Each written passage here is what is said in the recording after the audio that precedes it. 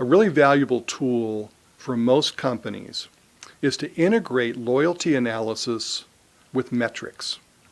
Metrics that firms capture internally about the customer experience. Let me give you an example. We had a client who had product changes that the customer did online.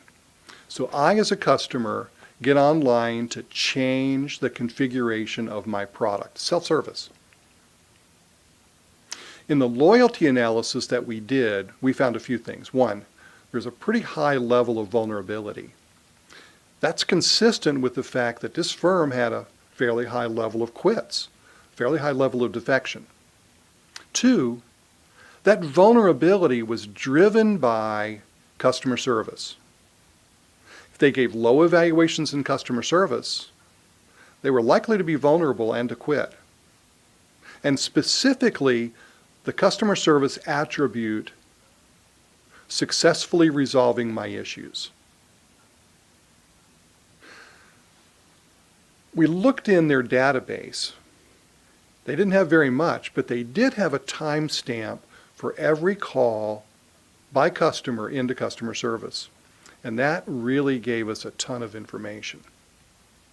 Our modeling of that gave us the insight, one, if the customer called into customer service 3 or more times in a given 30 days, their probability of being vulnerable and defecting was about 88%, 0.88. That's great information. Second, we could model that. We could then take that result, that model, and project it onto every customer in the database.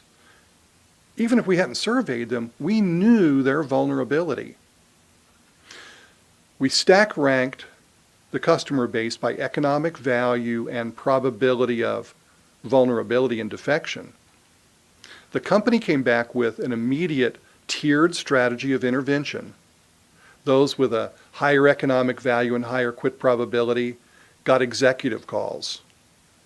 Those with more moderate economic value and high probability of quit got salesperson calls. And lower levels of economic value got emails. It's the same message. We understand you had a bad experience. We want to intervene. That shouldn't have happened. That's not who we are, and you shouldn't have it again. Great, let's stem the tide of defection. The more important question became then, why were they calling? Why do we see numerous calls into customer service creating vulnerability? Well, it was because the customer service response wasn't addressing their issue. They were going to the website, they were being asked to perform a relatively complex transaction. They didn't understand it. It wasn't well written. They called customer service. Customer service didn't understand it either. So they had to call back and call back. And then the customer just threw up their hands and said, no more, I'm leaving. So the second thing they did was, let's train customer service to answer the questions better, which they did. And the third thing, let's go back to root cause. Let's change the design of the product and change its description on the website so that it obviates the need to call it a customer service in the first place. So a three-tier strategy. One, let's intervene before we lose any more customers. And we know who they are. Two, let's change the scripting for customer service so we do a better job. Three, let's change our product and website so that they don't have to call customer service in the first place. By the way, this wonderful model we built was worthless within 6 to 7 months because the entire environment in which it was based changed. That's good news.